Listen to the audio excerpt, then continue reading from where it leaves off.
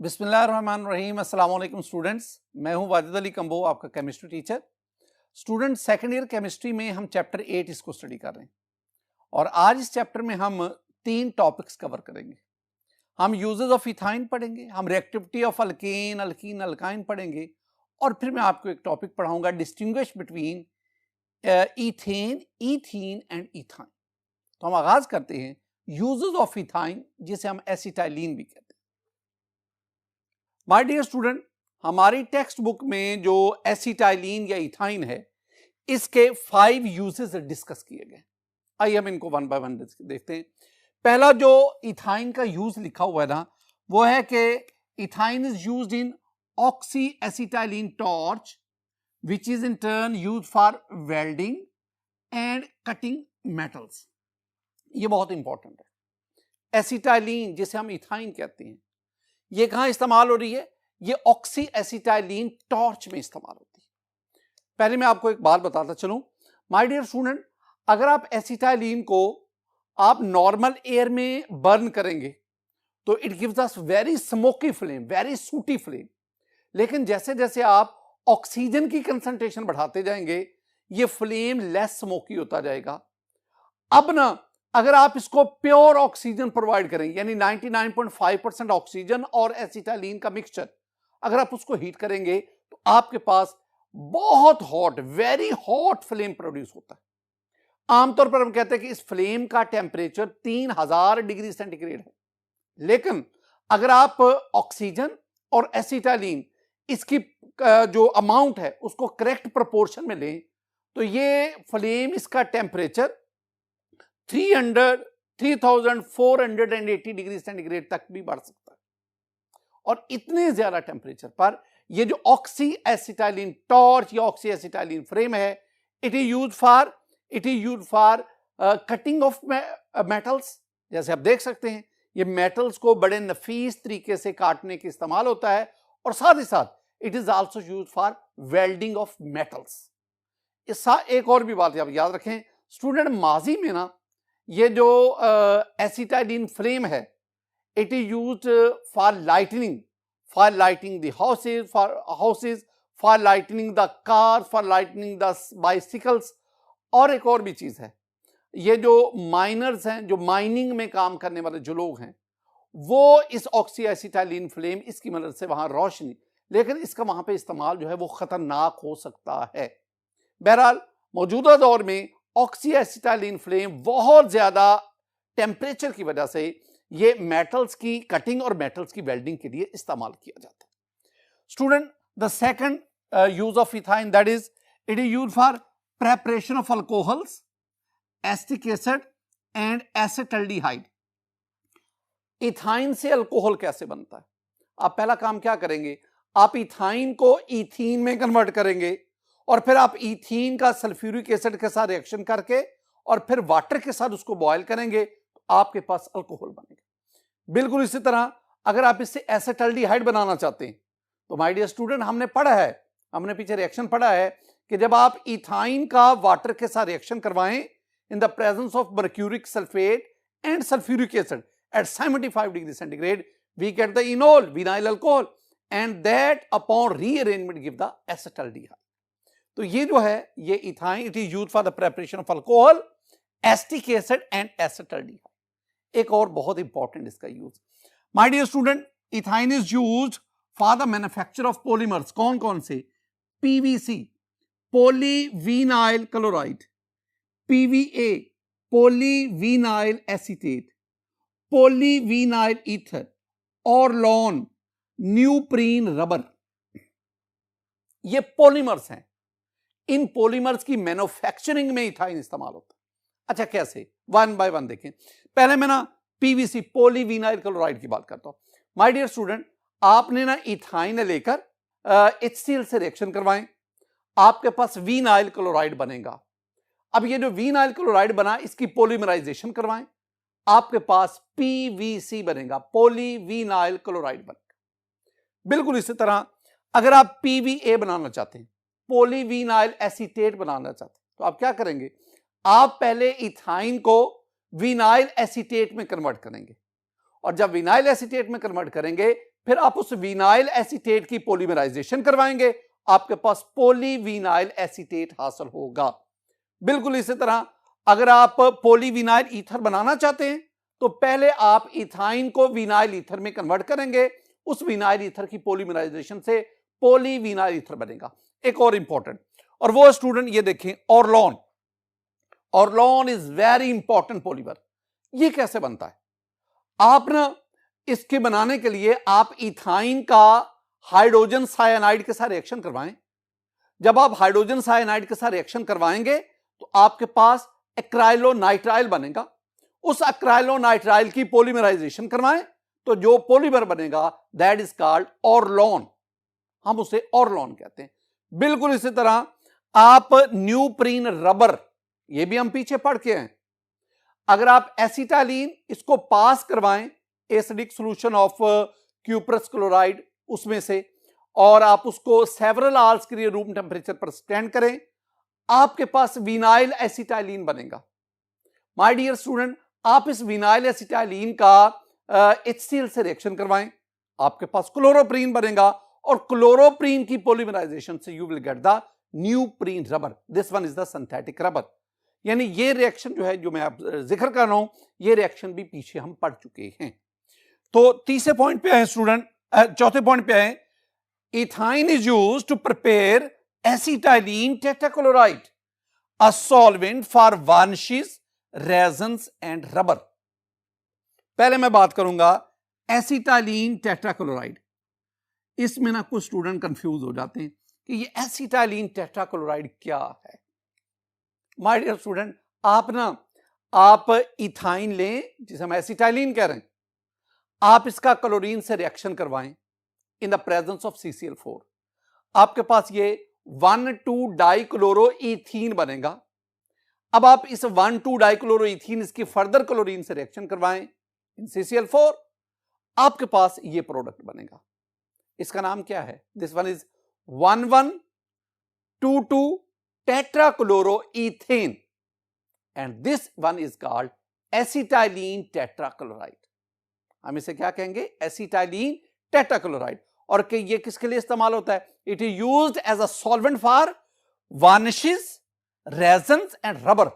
ये उनके लिए ये एक एक्सीलेंट सॉल्वेंट के तौर पर इस्तेमाल होता है। माय डियर स्टूडेंट, हमारी टेक्स्ट बुक में जो लास्ट यूज लिखा हुआ है that is it is used for ripening of fruits. Very very important. यानी एसिटाइलीन जो है, इथाइन जो है, ये फ्रूट्स राइपनिंग में, फलों को पकाने में इस्तेमाल होता है। आम है, केला है, इस तरह पपीता है, इस तरह आपके पास अमरूद है। इन ये जो फ्रूट्स है और भी कई, इनकी राइपनिंग में जो इथाइन है, एसिटाइलीन है, वो इस्तेमाल होता है। आपने अक्सर देखा होगा कि ये जो आम की पेटियां है ना, इनमें आम रखते वक्त इनके दरमियान में कैल्शियम कार्बाइड थोड़ी सी मिकदार में रखा जाता है। थोड़ी सी मिकदार, यानी आम की पेटी में 1 से 2 वो छोटी छोटी पुड़िया जो है कैल्शियम कार्बाइड की रखी जाती है। वो जो कैल्शियम कार्बाइड है ना, वो मॉइस्चर अब्सॉर्ब करता है, दैट प्रोड्यूस द एसिटाइलीन। उस दौरान हीट भी प्रोड्यूस होती है। ये एसिटाइलीन कुछ एंजाइम्स क्रिएट करवाती है, कुछ हार्मोन्स क्रिएट करवाती है, और वो राइपनिंग में इस्तेमाल होते हैं। यानी इसका मतलब क्या हुआ कि calcium carbide that produces the ethyne, acetylene, and this acetylene helps for ripening of fruits. अब यहां पे एक प्रॉब्लम है, ये जो कैल्शियम कार्बाइड है ना, दिस वन इज कार्सिनोजन। ये कैंसर काज करता है, खासतौर पर ब्लड कैंसर, और ये यूरिन ब्लैडर कैंसर जो है ना, उसका बहुत बड़ा सबब ये कैल्शियम कार्बाइड है। और उसी कैल्शियम कार्बाइड से पके हुए जो फ्रूट्स हैं उनको हम इस्तेमाल करते हैं। इसका मतलब है ये कैल्शियम कार्बाइड यानी इथाइन से पके हुए जो फल हैं वो हमारी सेहत के लिए इंतहाई नुकसानदेह।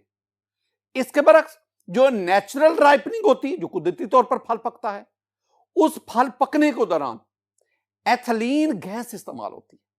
या तो आप एथिलीन आर्टिफिशियली प्रोवाइड कर दें, या जो प्लांट्स हैं जब फ्रूट पक रहा होता है ना, तो उस राइपनिंग के दौरान फ्रूट में से इथाइलीन गैस रिलीज होती है, या फ्रूट का वो हिस्सा जो इंजर्ड हो गया ना, वहां से भी इथाइलीन गैस जो है वो रिलीज होती है और वो इथाइलिन गैस वो सर्टेन हार्मोन सिक्रीट करती है और वो हार्मोन्स राइपनिंग ऑफ फ्रूट उसमें कारगर साबित होते हैं।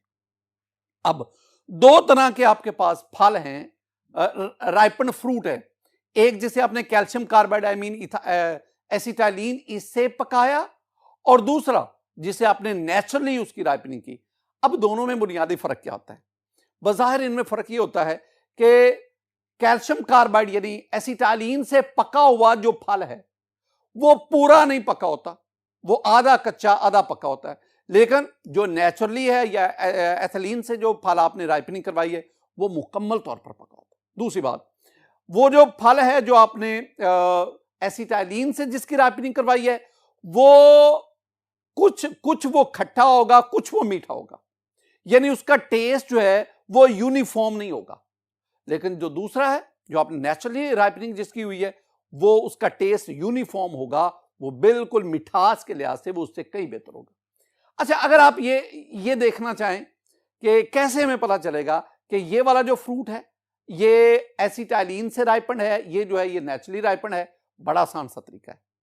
आप ना फ्रूट्स लेकर आप उसको पानी में डालें, जो फ्रूट पानी के ऊपर फ्लोट करेगा वो कार्बाइड से, कैल्शियम कार्बाइड यानी एसिटाइलिन से राइपन है, और वो फ्रूट जो पानी में डूब जाएगा वो नेचुरली राइपन है। एक और भी तरीका है, आप उस फ्रूट के करीब ना जलती हुई मैच स्टिक ले जाएं, अगर उसको आग लगनी शुरू हो जाए तो उसका मतलब है that is ripen by calcium carbide. आप अवॉइड करें, बल्कि ये बैन है जो है ना कि कैल्शियम कार्बाइड के इस्तेमाल से फल पकाना बैन है और इसको आप इस्तेमाल भी ना करें बीमारियों से बचने के लिए। माय डियर स्टूडेंट, ये हमने 5 यूजेस पढ़े थे जो हमारे टेक्स्ट बुक में इथाइन से रेलेवेंट है। ये शॉर्ट आंसर क्वेश्चन के तौर पर एग्जाम में पूछा जाता है, या ये आपसे इसमें कोई ना कोई चीज जो है वो एमसीक्यू के तौर पर भी पूछी जा सकती है। हम दूसरे टॉपिक की तरफ आते हैं। माय डियर स्टूडेंट, दूसरा जो आज का टॉपिक है that is the comparison of reactivities of alkane, alkyne and alkyne. तीनों की रिएक्टिविटीज, जब मैंने इन टॉपिक्स को पढ़ाया था तो मैंने हर एक की इंडिविजुअल रिएक्टिविटी उसको डिस्कस किया था। आज तीनों की रिएक्टिविटीज को कंपेयर करते हैं। मैं कंपैरिजन दो तरह से करवाऊंगा, एक इन एलिफेटिक हाइड्रोकार्बन का इलेक्ट्रोफिलिक रिएजेंट के साथ रिएक्शन, और फिर इन्हीं एलिफेटिक हाइड्रोकार्बन का मैं न्यूक्लियोफिलिक रिएजेंट के साथ रिएक्शन, उसको मैं डिस्कस करता हूं। पहले मैं डिस्कस करूंगा reactions of these hydrocarbon with electrophilic reagent. Electrophilic reagent से मेरी मुराद जो है ना माय डियर स्टूडेंट, इलेक्ट्रोफिलिक से मेरी मुराद HX है, इससे X2 है, इससे मेरी मुराद HOH है, इससे मेरी मुराद HOX है, इससे मेरी मुराद NH3 है। All these are electrophilic reagent.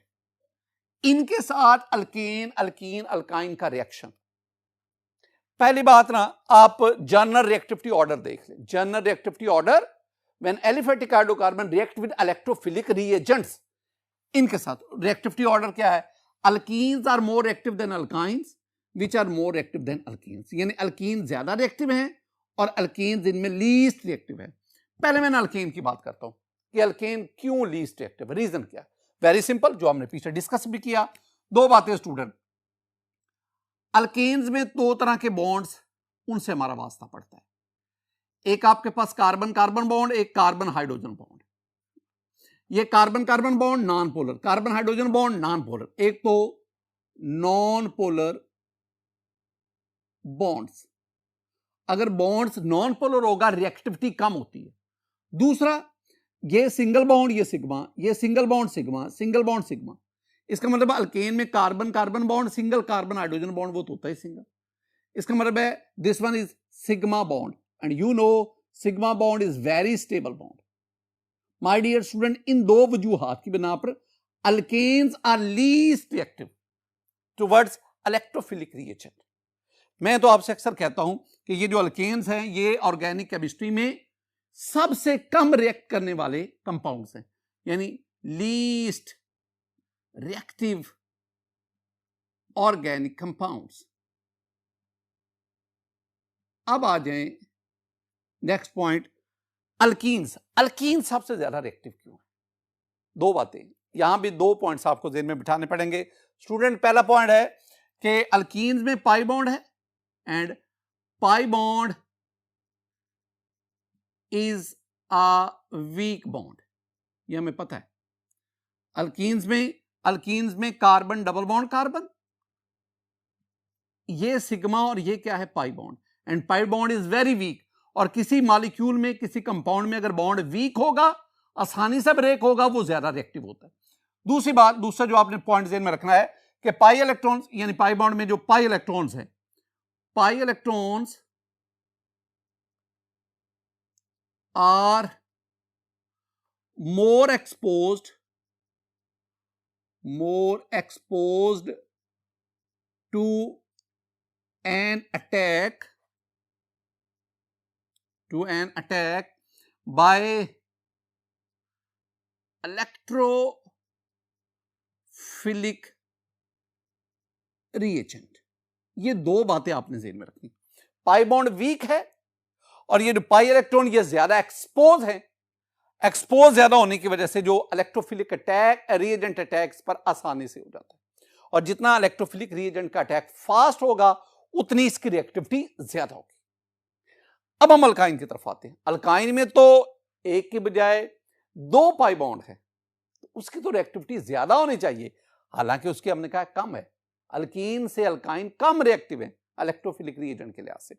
My dear student, इसमें भी आपने 2 बातें ध्यान में रखनी। पहला पॉइंट जो आपने ध्यान में रखना है ना, वो बहुत सिंपल कि इसमें बॉन्ड डिस्टेंस की बात करें। Bond distance between carbon triple bond carbon is very short, बहुत कम है। अल्काइन में सी ट्रिपल बॉन्ड सी, ये सिग्मा, ये पाई, 2 इलेक्ट्रॉन सिग्मा के, 2 इलेक्ट्रॉन इस पाई के, 2 इलेक्ट्रॉन इस पाई के।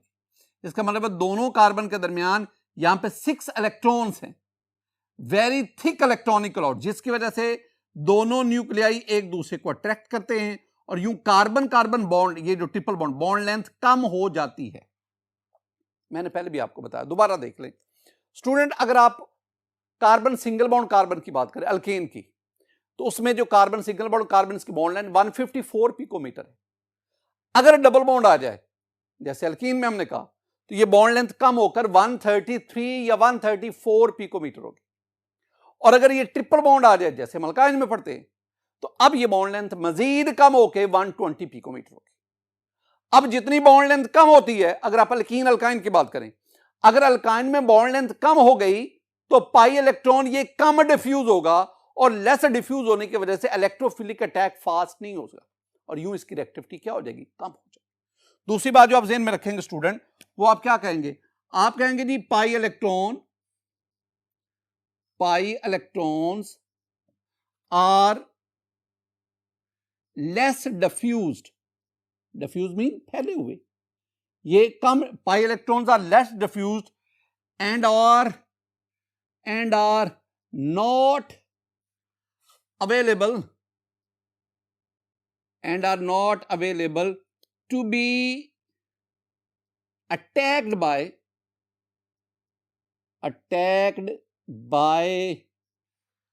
electrophilic reagent,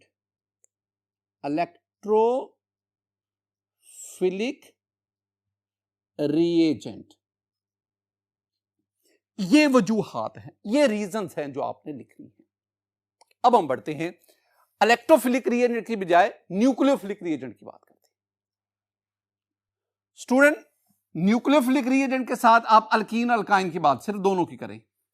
अगर मैं ऑर्डर लिखूं, the order of reactivity, that is alkynes they are more reactive than alkenes. अब जरा फर्क देखना, अगर आप इलेक्ट्रोफिलिक रिएजेंट की बात करें तो इसमें alkenes are more reactive than alkyne, लेकिन अगर आप न्यूक्लियोफिलिक रिएजेंट की बात करें इसमें अल्काइंस। अब न्यूक्लियोफिलिक रिएजेंट कौन कौन से, माय डियर स्टूडेंट, आपके पास जो न्यूक्लियोफिलिक रिएजेंट है ना, वो एक तो आपके पास है ये NH2 माइनस, दूसरा आपके पास है OR माइनस, एल्कोक्सी।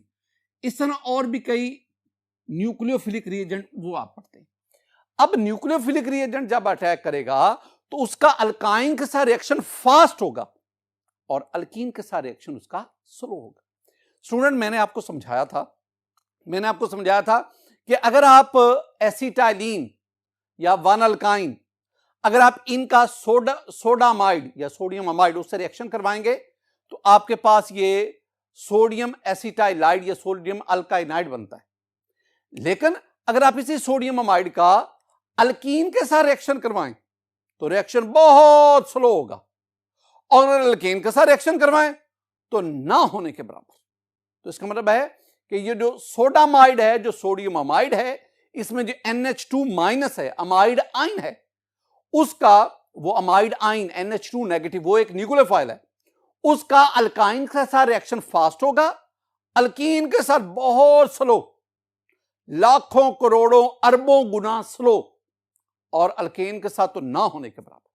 तो इसका मतलब क्या हुआ कि जो न्यूक्लियोफिलिक रिएजेंट है उसका अल्काइन के साथ रिएक्शन फास्ट होता है, पर्टिकुलरली जो आपके पास है terminal alkyne. My dear student, एक और सेंटेंस बहुत बहुत इंपॉर्टेंट क्या है? The catalytic hydrogenation of alkynes is faster than alkenes. यानी जब आप अल्काइन में हाइड्रोजन ऐड करते हैं in the presence of a catalyst, वो रिएक्शन फास्ट होता है, और अल्कीन में addition of hydrogen in the presence of catalyst वो रिएक्शन क्या होता है? स्लो होता है। तो इन दो रिएक्शन में alkynes are faster than alkene, लेकिन इलेक्ट्रोफिलिक रिएजेंट में alkenes are more active than alkyne. Student, another very important topic, and that is distinguish between ethane, ethene and ethyne. जब भी डिस्टिंग्विश आता है ना, ये याद रखने वाली बात है स्टूडेंट, जब भी डिस्टिंग्विश आता है ना, उसका मतलब है कि आप इन तीनों केमिकल्स में, इन तीनों कंपाउंड्स में केमिकल टेस्ट के जरिए इनको डिफरेंशिएट करें। आप कोई ऐसा रिएक्शन उसकी मदद से इन तीनों को डिस्टिंग्विश करें जिस रिएक्शन के दौरान कोई फिजिकल चेंज आए। फिजिकल चेंज का मतलब है प्रेसिपिटेट बने, सॉल्यूशन का कलर चेंज हो जाए, कोई गैस इवॉल्व हो, कोई ना कोई फिजिकल चेंज, ऐसा केमिकल रिएक्शन जिसमें फिजिकल चेंज, उसकी मदद से आप इन तीनों को डिस्टिंग्विश करें।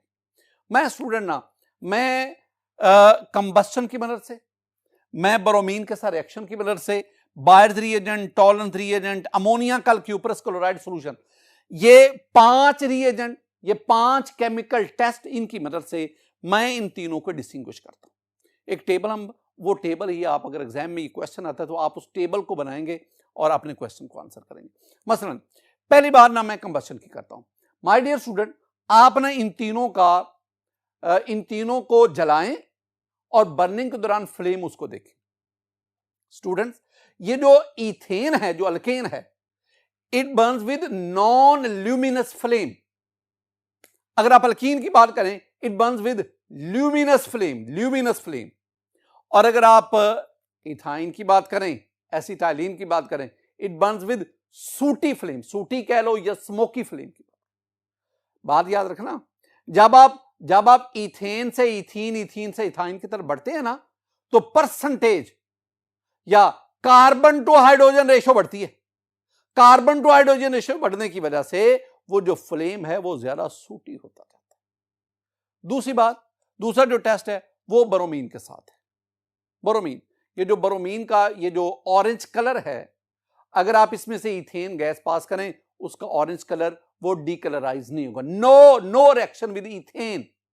लेकिन अगर आप इथीन और इथाइन की बात करें, डबल बॉन्ड और ट्रिपल बॉन्ड अनसैचुरेटेड कंपाउंड की बात करें, तो unsaturated compound I mean ethene और इथाइन, वो ब्रोमीन वाटर के ऑरेंज कलर को डीकलराइज कर देते हैं। तीसरा जो टेस्ट आपके पास है वो बायर्स रिएजेंट के साथ, 1% cold alkaline KMnO4 solution is called Bayer's reagent. This one is pink in color. जब इस पिंकी सोल्यूशन का इथेन के साथ रिएक्शन करवाते हैं, इसका कलर इंटैक्ट रहता है, डीकलराइज नहीं होता। इसका मतलब है कि ये बायर्स रिएजेंट ये रिएक्शन नहीं देता इथेन के साथ।